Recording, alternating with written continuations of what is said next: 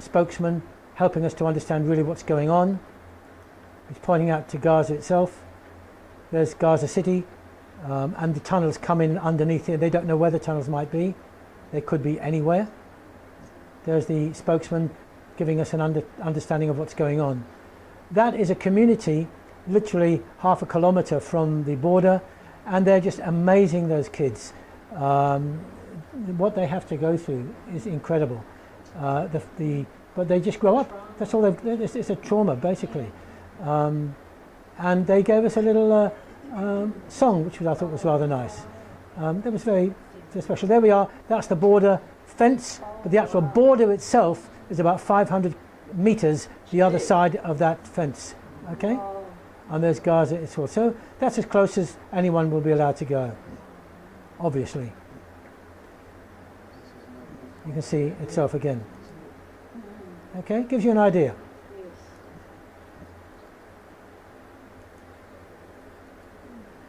And that's a play area, but with a bomb shelter, as they all have. Okay, so I wanted to show you those because it gives you an idea of the reality.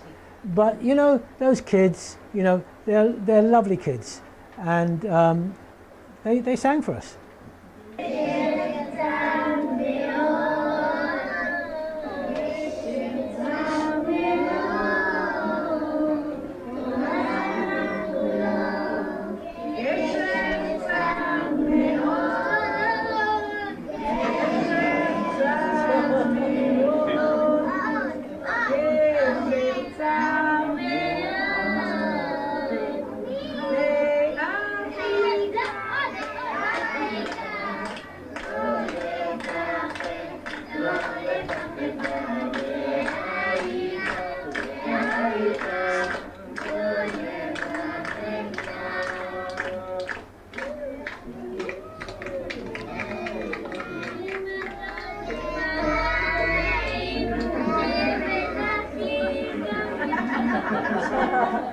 They try to make life as normal as possible for them, you know, and that's what they do, you know. Children that have nothing are the most happiest. Look, in so many ways, you know, because they are encouraged and they're all in it together. And I think that's the issue that you discover more than anything else in relation to all of this. Do you care about terrorism, how much is happening? There's an Israeli soldier called Liebel Mangal, and he asks this sort of question. If you had to guess how many terror attacks have taken place in Israel since the beginning of July, how many would you guess? Okay, the last 4 months, July, August, September, October. How many terror attacks of one sort or another taken place in Israel? How many do you think? Probably a few thousand.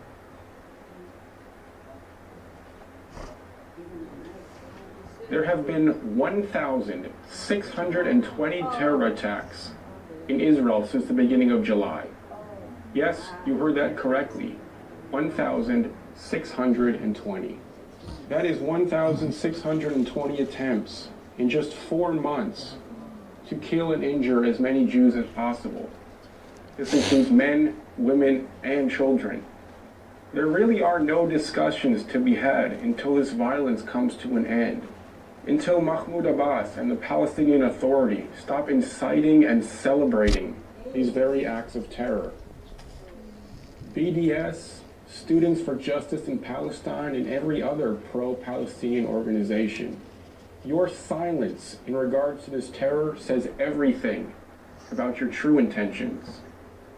If you care about Jews or Palestinians, if you truly care about peace, then you must wake up and demand an end to this senseless violence and terror. 1,620. Well, the world doesn't know and doesn't consider those sort of numbers. That's the reality. Okay, I mean, it's appalling. This was what I was talking about, Lebanon and the situation of Lebanon. I just want to show you this quickly. We've got a bit of time. It's going to be till half past. My husband's coming shortly. Your husband's coming shortly. Yes. Do you feel you want to go?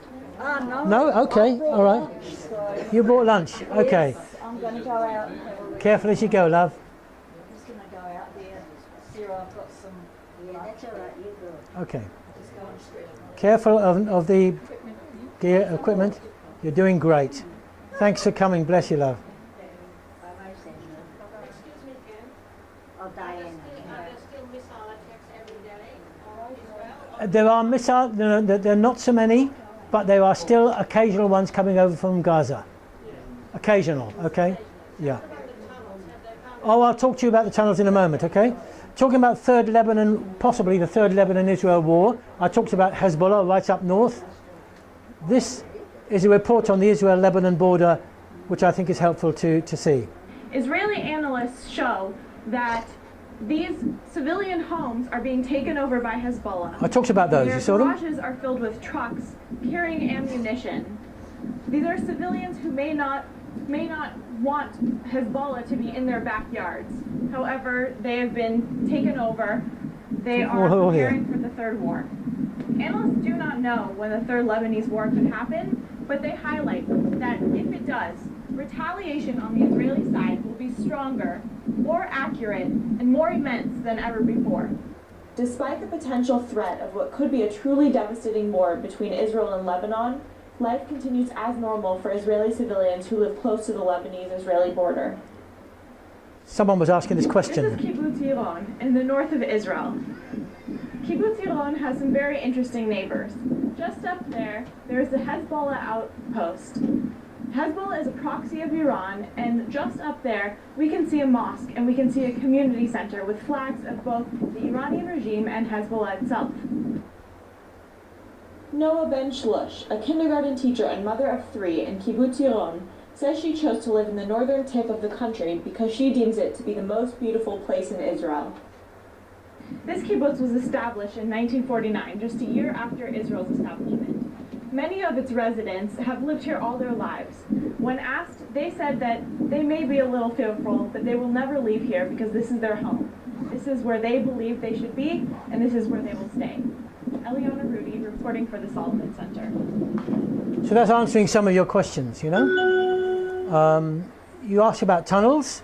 Let me try and respond to that one. Hamas is building terror tunnels at this rate of 6 miles a month. I mentioned that before? Well, find out a bit more. Hamas is reportedly digging more than 6 miles of tunnels towards Israel each month, according to unnamed Israeli officials. The announcement comes amid an ongoing battle between Israeli politicians and the bereaved families of Israeli soldiers who were killed during the 2014 war in Gaza, who are now questioning whether the Netanyahu government properly dealt with the tunnel threat before the war began. Israel located and destroyed 2 Hamas attack tunnels in April and May in the southern Gaza Strip. Both attack tunnels ran into Israeli territory and were the first to be discovered in the area since the end of the 2014 war in the Gaza Strip. At least 34 tunnels were discovered and destroyed during the war, dubbed as Operation Protective Edge by Israel. Many of them led into Israeli territory and were used by Hamas fighters to infiltrate the Jewish state and carry out deadly attacks on troops. Since the 50-day conflict with Hamas, Israel has invested around $250 million in developing detection systems to locate such tunnels in the future. Now, anonymous statements given to Channel 2 by alleged Israeli officials claim that Hamas is continuing to dig up 6 miles of tunnels a month. Education Minister Naftali Bennett has accused the Israeli Prime Minister of refusing to learn from mistakes made in the lead-up to the 2014 Gaza war. But Netanyahu has claimed he was well informed about the threat of Hamas tunnels before the war began. Anyway, you could say they always have arguments, of course, they're Jewish, just as we do, but the bottom line is Netanyahu is someone whom we need to stand with and pray for, and recently he spoke in the United Nations, and what he said, I feel, was really important for people to listen to recognize too that the tide is turning around just a little bit. Let's believe for that. Is going to shock you. Israel has a bright future. This was back in September, just the end of September. At the UN. Now I know that hearing that from me must surely come as a surprise. Because year after year, I've stood at this very podium and slammed the UN for its obsessive bias against Israel. And the UN deserved every scathing word. Good on you. For the disgrace of the General Assembly that last year passed 20 resolutions against the democratic state of Israel and a grand total of 3 resolutions against all the other countries on the planet. Israel 20, rest of the world 3. And what about the joke called the UN Human Rights Council, which each year condemns Israel more than all the countries of the world combined? As women are being systematically raped, murdered, sold into slavery across the world, which is the only country that the UN's Commission on Women chose to condemn this year? Yep, you guessed it, Israel. Israel. Israel, where women fly fighter jets, lead major corporations, head universities, preside twice over the Supreme Court, and have served as Speaker of the Knesset and Prime Minister. And this circus continues at UNESCO. UNESCO, the UN body charged with preserving world heritage. Now, this is hard to believe, but UNESCO just denied the 4,000-year connection between the Jewish people and its holiest site, the Temple Mount. That's just as absurd as denying the connection between the Great Wall of China and China. Ladies and gentlemen, the UN, begun as a moral force, has become a moral farce. So when it comes to Israel at the UN, you probably think nothing will ever change, right? Well, think again. You see, everything will change, and a lot sooner than you think. The change will happen in this hall because back home, your governments are rapidly changing their attitudes towards Israel. And sooner or later, that's going to change the way you vote on Israel at the UN. Okay, there you go. There are, this is the United Nations, by the way, for you, which a lot of people have no idea about.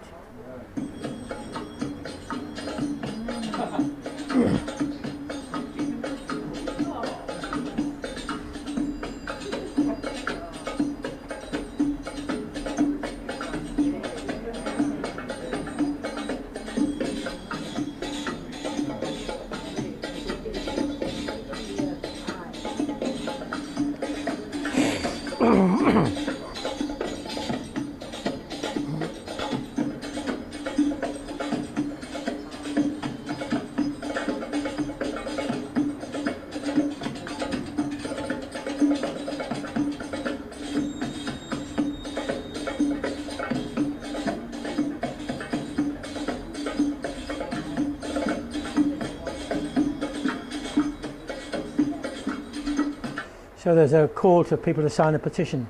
But you see something of how ludicrous it is, you know?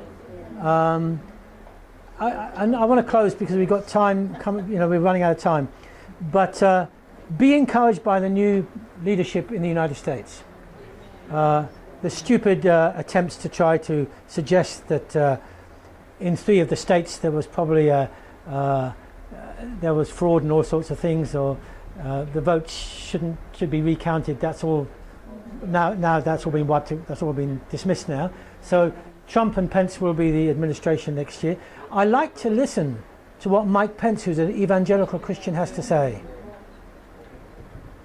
Shalom, Israel Republicans. I'm Governor Mike Pence. It's a great honor for Donald Trump and I to stand together with you tonight in support of Israel. And I'm deeply humbled to be speaking to you at this historic time with all of you there in that special holy place of Jerusalem, the eternal home of the Jewish people.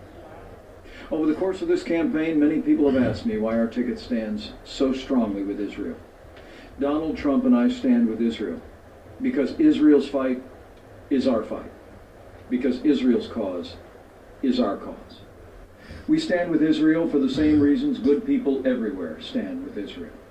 We stand with Israel because her cause is just, because her values are our values, and because her fate is our fate. Israel is not just our strongest ally in the region. As I've said for so many years, Israel is our most cherished ally in the world. Currently, Israel lives under the ominous shadow of a threatening neighbor who seeks to wipe her off the face of the earth. Yet Donald Trump and I understand that Israel is not hated by her enemies for what she does wrong, but rather for what she does right. Like the United States, Israel is hated by terrorists and the failed states that support them. She is hated by too many progressives because she is successful and her people are free. There's one more thing that Donald Trump and I understand and will never shrink from proclaiming. Like the United States, Israel defends herself with an army of citizen soldiers who fight their nation's battles with decency, humanity, and restraint. As Israel shows the world how to turn scarcity into plenty, sickness into health, poverty into wealth, as Israel takes the curses, the slanders, and lies of the world and turns them into blessings, the real question is how could any good person not stand with Israel? Let the word go forth from Jerusalem, the eternal, undivided capital of the Jewish people on you. And the Jewish state, that Donald Trump and I are proud to stand with Israel. The American people are proud to stand with Israel. And should Donald Trump and I have the privilege of serving this great nation, if the world knows nothing else, the world will know this: America stands with Israel.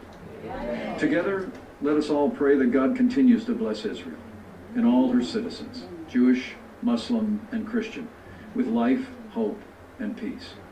May God bless you all. May God bless Israel. And may God continue to bless the United States of America. That was great. That was just the end of October, just 2 weeks before the election. And it's probably worth listening to what President-elect Trump has to say. You've probably seen some stuff. Now, I've got to say this. A lot of people have spoken negatively about him, but you'd understand that, look, there's a lot of crassness and stuff about him. But I believe he is God's choice for America at this time, okay? And he's surrounding himself with the people he needs to surround himself with. Pray that he won't walk back on some of the statements that he's made. Listen to what he has to say. This is taken just a few weeks ago. My name is Donald Trump, and I'm a big fan of Israel. Lifelong supporter and true friend of Israel. You have to rely on Israel a little bit because they know more what's going on over there than we know. Israel is a very, very important ally of the United States, and we are going to protect them 100%. If Israel is under attack and you're the president, you would come to their defense? 100% I'd come to them. Do not worry, Israel. We'll be there. I am very pro-Israel, very pro, more than anybody on this stage. I love Israel. I'm very pro-Israel. In spring of 2004, at the height of the violence in the Gaza Strip, I was the Grand Marshal of the 40th Salute to Israel Parade. Many people turned down this honor. I did not. I took the risk, and I'm glad I did. I'm a newcomer to politics, but not to backing the Jewish state. I have tremendous love for Israel. I happen to have a son-in-law and a daughter that are Jewish, okay? And 2 grandchildren that are Jewish. The White House should stop publicly pressuring Israel on Iran. Iran's nuclear program is the threat, not Israel's right to self-defense. Painted on those missiles in both Hebrew and Farsi were the words, "Israel must be wiped off the face of the earth." You can forget that. Just remember, Israel, I love you. The only democracy in the Middle East, the State of Israel. President-elect Trump, my friend, congratulations on being elected President of the United States of America. You are a great friend of Israel. Over the years, you've expressed your support consistently, and I deeply appreciate it. I look forward to working with you to advance security, prosperity, and peace. Israel is grateful for the broad support it enjoys among the American people, and I'm confident that the two of us, working closely together, will bring the great alliance between our two countries to even greater heights. May God bless America. May God bless Israel. May God bless our enduring alliance. That's encouraging, really, in so many ways. Understand that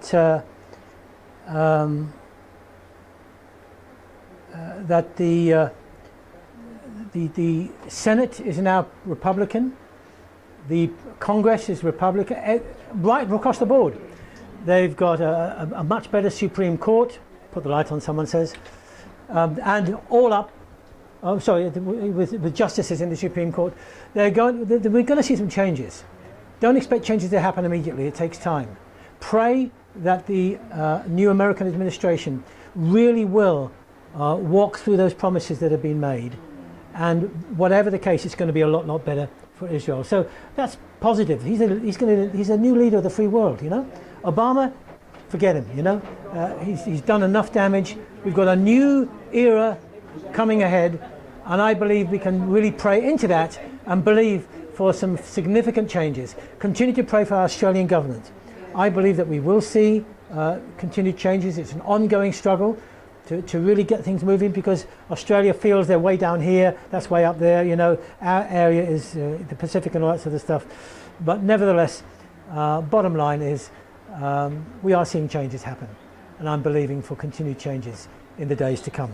The thing I want to close with is that strength of unity of the Jewish people, and that was never more powerfully expressed than during Sukkot recently, Feast of Tabernacles in Israel, at the Western Wall. This was in August. So that was just before Sukkot.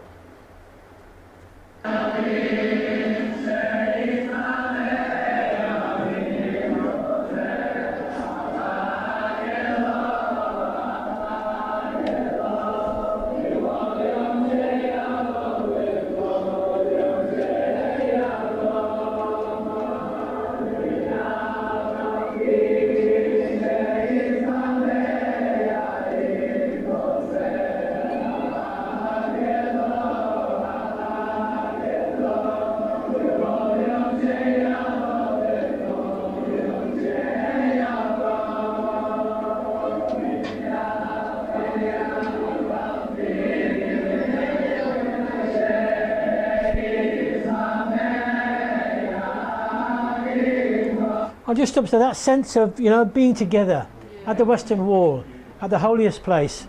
And if I've done anything today, I've tried to bring to you some stuff that will inspire you and help you to understand. Obviously, of course, as you know, Israel isn't going anywhere, but things are looking ahead, and they are continuing to bless the world. But understand that as Israel continues to even find favor in world circles, with the now steps being taken in many countries to make BDS illegal, with the acceptance of Israel in many other nations for relationships of one sort or another, you're going to see the enemy doing everything he possibly can to try to up the ante in terms of conflict and war. So Israel is, I believe, going to face more conflict in the days to come, because the enemy isn't going to stand still and allow that favor which is upon Israel, I believe, in small ways and yet very significant ways, which we're seeing at the moment. He's not going to allow that just to continue. So he's going to do everything he can to stir up those enemies of Israel surrounding her at the moment, and we see that already with what's being what we see beginning to unfold in terms of the I see possibly the Gog-Magog scenario beginning to become clearer. Lots of things prophetically where Israel, in the end, will be, as we know, rescued and delivered by her God. Okay? Amen. So, yes? One question about the third temple possibly being built in the city of David and the water comes from the spring, etc.